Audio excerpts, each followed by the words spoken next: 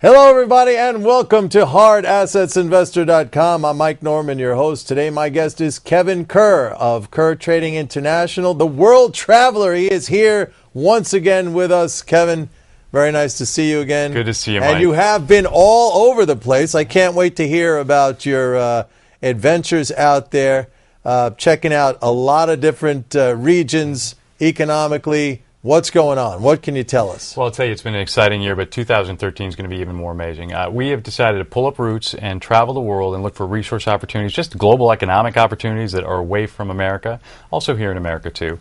But we'll be all over the place. I'll be in South Africa in March. I'll be in Belize at an international conference there in March.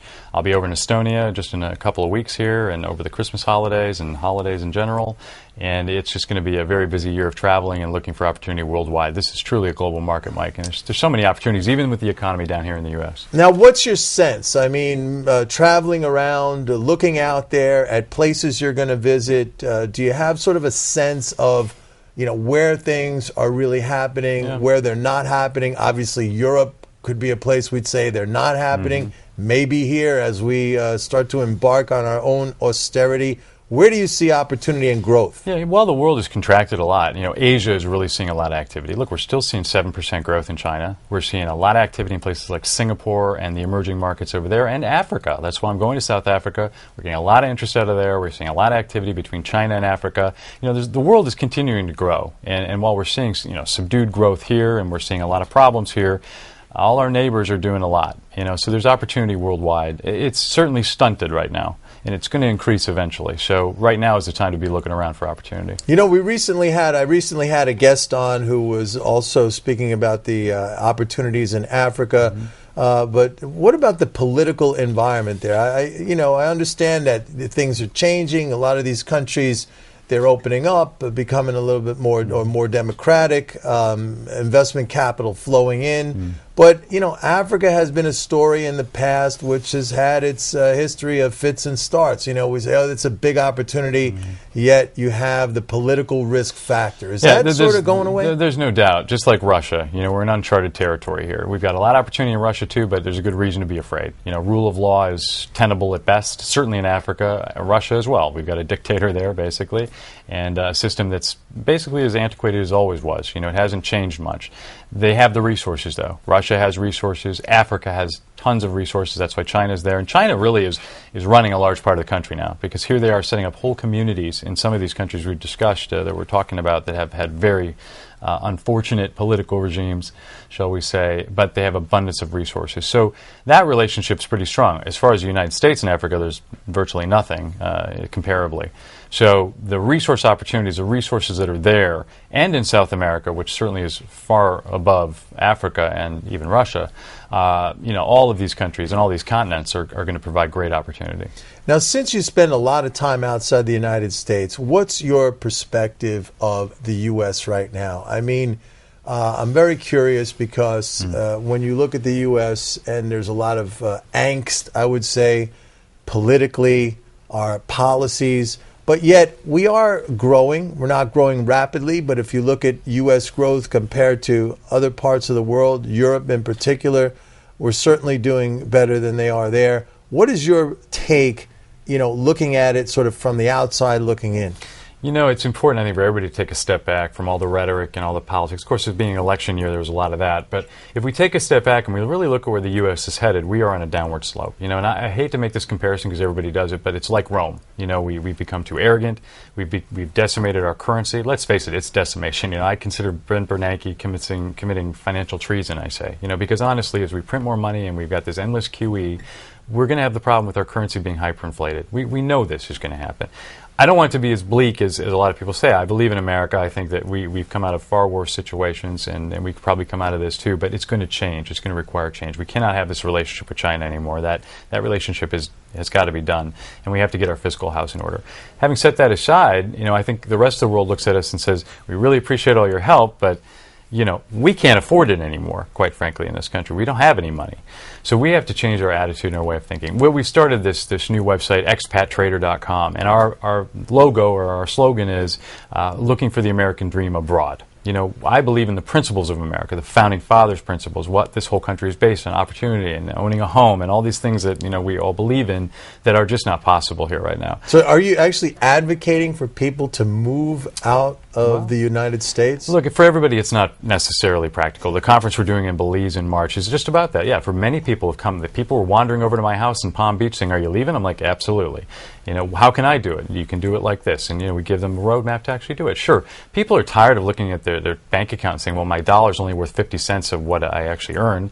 And meanwhile, bread went from $4 to $6 a loaf. And, you know, so you got a hyperinflation on one side, which is definitely creeping in. Whatever the government says, you know, they cut out food and energy. We're seeing inflation at the core level. And the dollar's being eroded, you know, and people are afraid. I'm not advocating everybody just leave the country. And in fact, if everybody does, it's not going to be any good for me. But the people that can and want to take a serious look at diversifying their wealth, well, this fiscal cliff is a perfect example with this 55% tax. We have some serious roadblocks ahead. But don't you think there's also the question of inequality? I mean, you talk about people who see their real income going down, right, their real earnings going down, the price of a loaf of bread going up in real terms. But yet, at the same time, we see corporations and businesses doing fantastically well. Corporate profits are at a record high. So, you know, don't you see there's an element of inequality there? It's almost a class warfare. You're right. But shouldn't we be addressing that? I mean, the only way for businesses to be able to achieve the type of profitability that we've seen coming out of this recession is that it has to be as a result of policies that were designed to make that happen.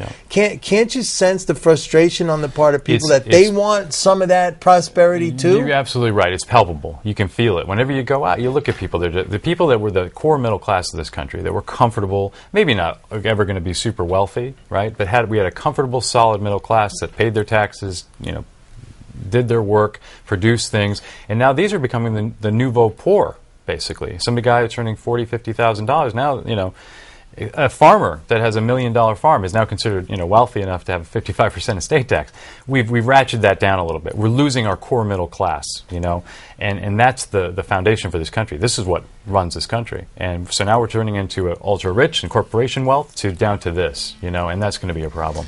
And it's going to accelerate because as we cut back the safety net, which is part of this austerity that we will be in. Here's the thing that strikes me as just like bizarre. I mean, we see what's going on in Europe with the austerity. We see how that is not eliminating the deficits. It's causing unemployment to skyrocket. Okay, it's causing economic growth to crater.